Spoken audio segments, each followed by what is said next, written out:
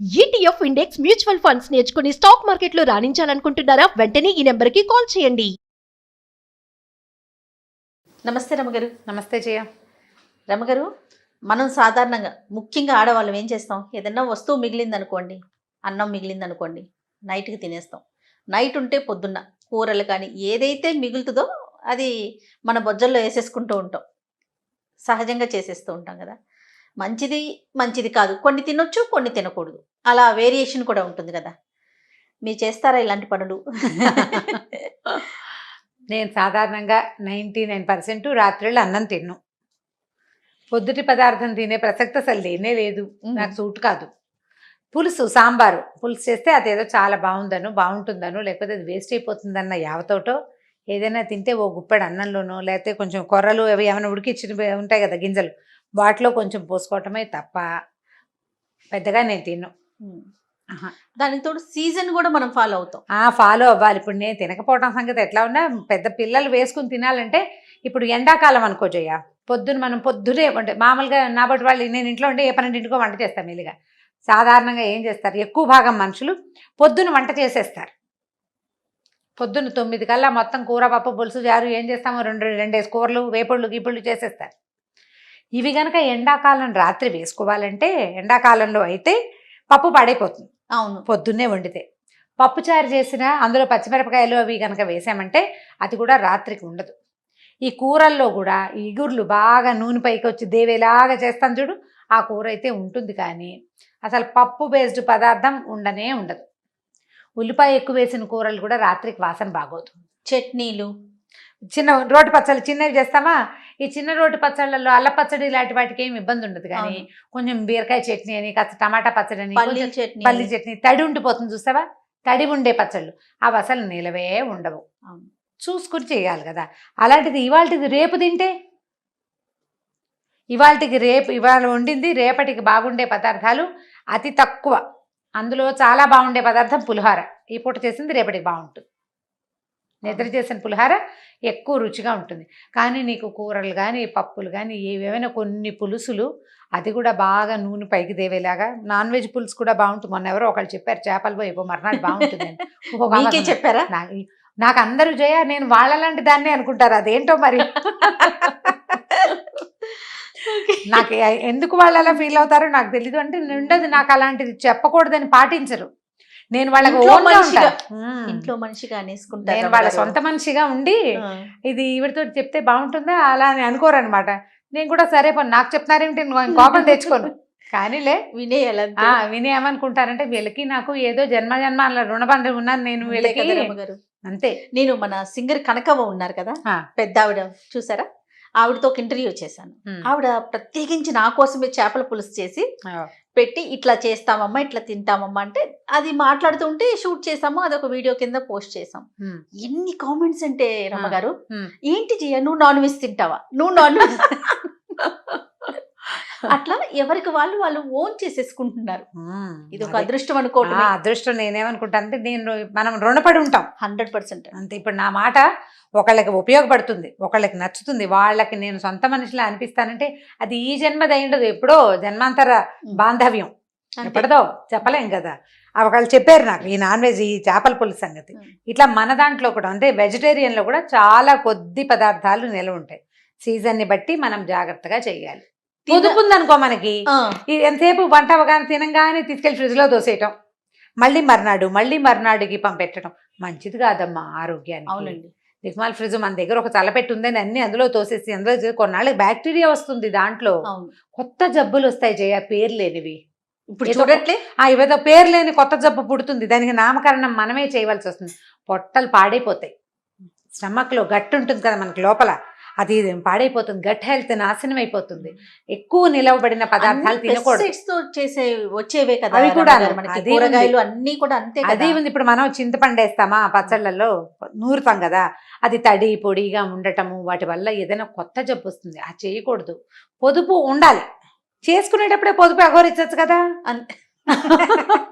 చేసుకునేటప్పుడే కాస్త కొంచెం తక్కువ చేసుకుంటే కాస్త పచ్చడి చెయ్యి, పోనీ పచ్చడి మానే ఊరగాయలు పెట్టుకోండి, అవి నిలవ ఉంటాయి చక్కగా. ఊరగాయ ఇది వేరు కదా, మనం అందులో తడి పొడి చేతులు పెట్టాం, జాగ్రత్తగా గరిటని 100 సార్లు తుడుస్తాం, రుద్ది రుద్ది తుడుచుకుంటాము, చేతులు తుడుచుకుంటాం. పచ్చళ్ళల్లో చేయి పెట్టేటప్పుడు అజాగ్రత్తగా పెడితే ఆవకాయ పచ్చడి అంతా ఏటేళ్ల కాలం తినవలసింది పాడైపోతుంది.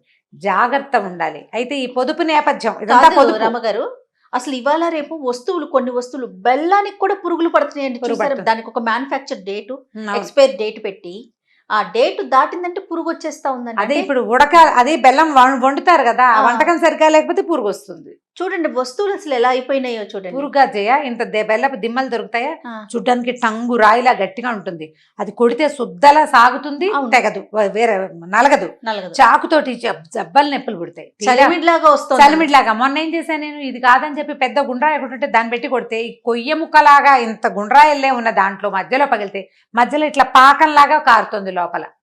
వాడు ఏం చేశాడు, వీళ్ళు దుంపలు దగ్గర ఏం తినిపించేస్తున్నారా మన చేత అని. అవునండి, అన్ని అనుమానాలే.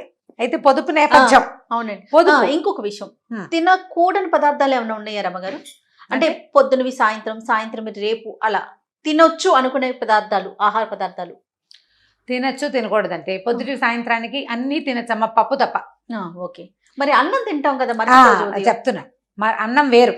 అన్నం గురించి మనం మాట్లాడాల వ్యవహారంలో, కూరలు పప్పులు వాటి గురించి చెప్పుకుంటాం. అన్నం పక్కన పెడదాం, అన్నం వ్యవహారం వేరే కదా.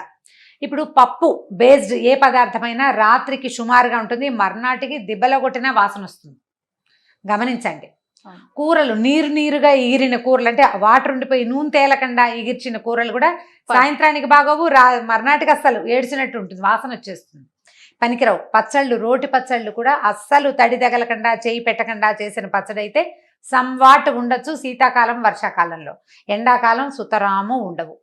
ఈ కాలాల్లో రాత్రిపూట తేలిగ్గా ఇగురు కూరలు కొద్దిగా కూర చేసుకుని తినటం మంచిది, మిగుల్చుకోకుండా. ఇప్పుడు ఎండ ఎలాగో వెళ్ళిపోయి మళ్ళీ వర్షాలు వస్తున్నాయి కాబట్టి మనం రోటి పచ్చళ్ళు అవి సాయంకాలం కాస్త వేడివేడిగా అన్నం వండుకుని పచ్చడి వేసుకుని తినచ్చు. ఇప్పుడే ఊరగాయలు పెట్టుకుని ఉన్నాం, ఇంకా ఇప్పుడే కదా, మొన్నే కదా పెట్టాం, చక్కగా పచ్చళ్ళు వేసుకుని తినచ్చు, అంత పెరుగన్నం తినచ్చు. నా సలహా అయితే అన్నం తినడం తగ్గించండి, ఏ రొట్టెలో జావలో తాగండి, ఇలాగా ఈజీగా ఉంటుంది. పెద్దవాళ్ళు అయితే, చిన్నపిల్లలు అయితే శుభ్రంగా అన్నమే తినచ్చు కదా, పెందరాళ్ళే తినేసేయచ్చు. జ్ఞాపకంగా చేయాలి. దోసపిండి, ఇడ్లీ పిండి అవి కూడా పులిసిపోతాయి, 3 రోజులు మించి ఉంచొద్దు ఫ్రిడ్జ్లో కూడా. ఫ్రిడ్జ్లో ఉంచిన అనారోగ్యాలు ఖచ్చితంగా అవుతాయి. పరమాన్నం కూడా పాడైపోతుంది జయ. అవునండి, పరమాన్నము, సేమియా పరమాన్నము, సగ్గుబియ్యం పరమాన్నము ఇవి ఏవి నిలవండవు, ఎండాకాలం సాయంత్రానికే పాడైపోతాయి. గారెలు బూరెలు కూడా అంతే, గారె బూరె కూడా పనిచేయవు, అవి కూడా మనం అప్పటికప్పుడే తినాలి. వస్తువు చేసి పారేయద్దు, పారేసేది వారేయమనే శాస్త్రం ప్రకారం తిండి పదార్థాన్ని చేయకూడదు, జబ్బు చేస్తుంది. పొదుపు చేసేటప్పుడే చేయండి, మిగిలిపోయిన దాన్ని పొదుపు చేద్దామన్న ఆలోచన చేయకూడదు. అలా పొదుపు చేసిన ఒక అక్కయ్య గారి కథ చెప్తాను చూడు. కథ కూడా ఉంది, చందమామ కథ ఉంది, ఇప్పుడు చదివాం, బాగుంటుంది, ఇంట్రెస్టింగ్ గా. ఇది మనకి ఉపయోగపడుతుంది అనమాట, నీతి కథ అనుకుందాం. ఓ ఊళ్ళో ఓ భార్య భర్త ఉన్నారు. ఆవిడ పేరు రంగమ్మ అనుకో, ఆయన పేరు ఏదో రామయ్య అనుకుందాం, రామయ్య రంగమ్మ అనుకుందాం, సరే. అయితే వీళ్ళిద్దరూ భార్య భర్త. పక్కింట్లో ఒక మంచి తిండి పుష్టి కలిగిన ఒక పెద్ద మనిషి, వీళ్ళకి కజిన్ బ్రదరో తెలిసిన చూడటమో ఉన్నారు. ఓనాడు ఆయన ఇంచేతో భోజనాన్ని పిలిచాడు. వీడుద్దండి, ఆయన మంచి తిండి పుష్టి కలిగిన వాడు, బ్రహ్మాండంగా తింటాడు. ఆయన్ని సంతోష పెట్టడానికి భోజనాన్ని పిలిచాం కాబట్టి అని ఈవిడ ఇతోధికంగా పప్పులు కూరలు పచ్చళ్ళు బాగా చేసింది. చేసేసరికల్లా ఆయనకు ఆ ముందు రోజో ఏదో తిని ఆయనకు అజీర్తి చేసి ఒంట్లో బాగోక ఆయన అన్ని ఇట్లా టేస్ట్ చూశాడు, ఆ మాత్రాలు వేసుకోలేదు. వీళ్ళు ఉన్నది ఎంత, 2 మనుషులు. 3వ మనిషి ఆయన బాగా ఆ మాత్రం తింటాడు, తమకి డబల్ చేసేసారు. ఆయన వాసన చూశాడు అంతే, వేటిని తినలే.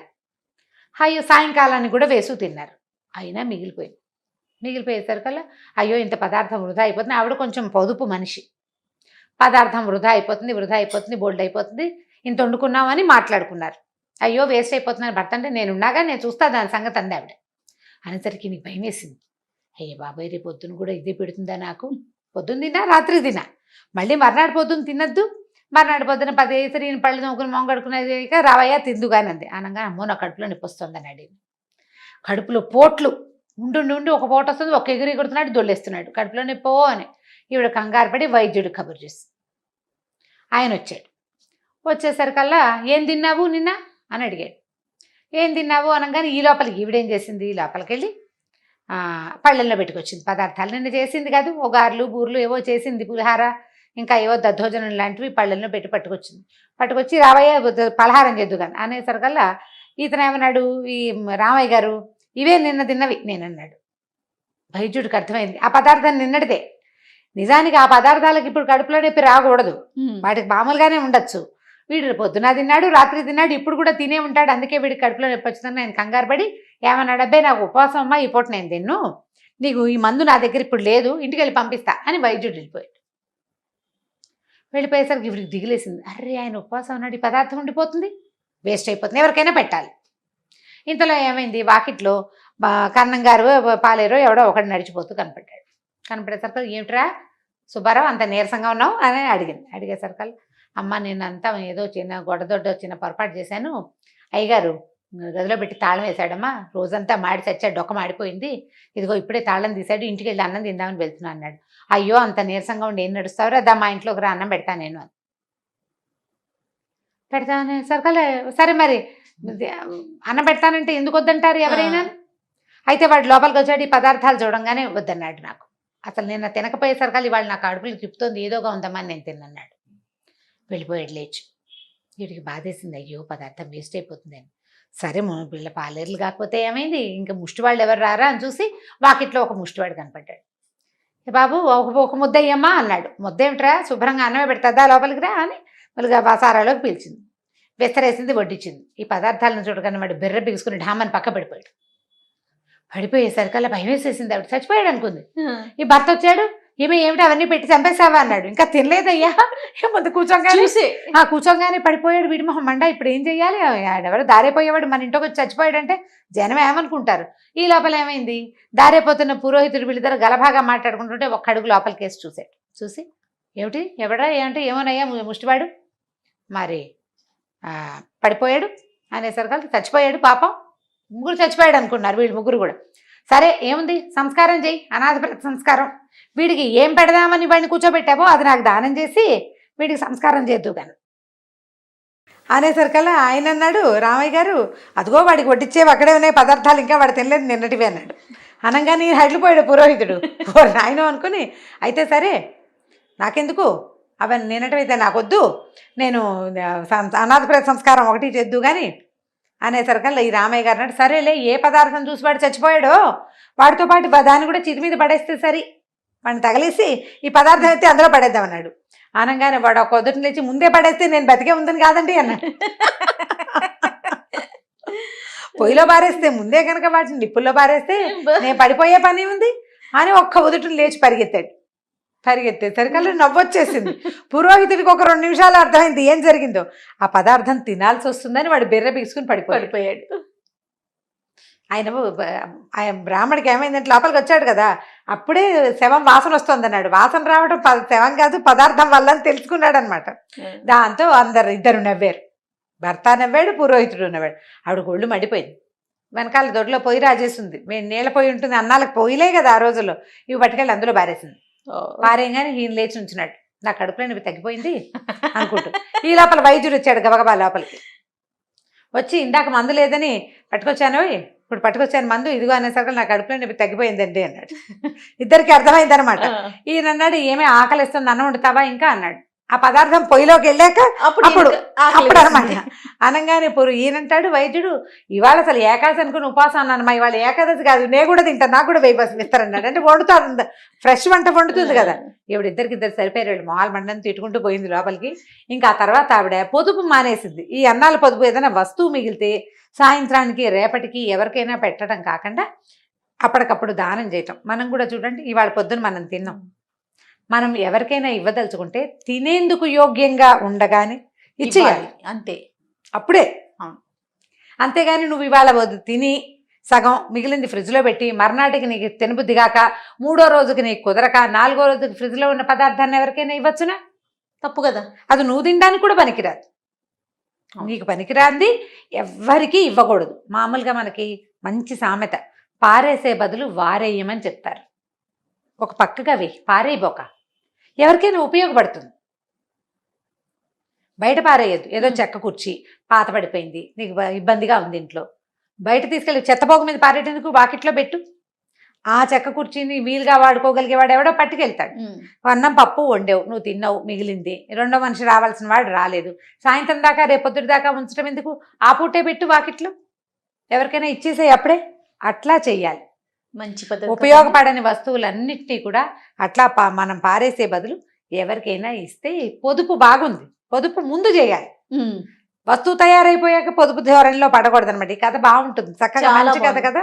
వస్తువులకు సంబంధించి వెస్ట్రన్ కంట్రీస్ లో మాత్రం ఇది ఫాలో అవుతారు. follow అవుతారు. ఫుడ్ విషయం నాకు తెలియదు కానీ అవును. వస్తువులు మాత్రం మనకు ఉపయోగం లేదు అనుకుంటే బయట పక్కన పెట్టేస్తారు. పెట్టేస్తారు, బయట పెట్టేస్తారు. ఎవరో ఒకళ్ళు తీసుకెళ్లిపోతారు దారిపోయేవాళ్ళు. అది మనలాంటి మామూలు వాళ్ళు కూడా అది కొనుక్కోలేని వాళ్ళు కాదు.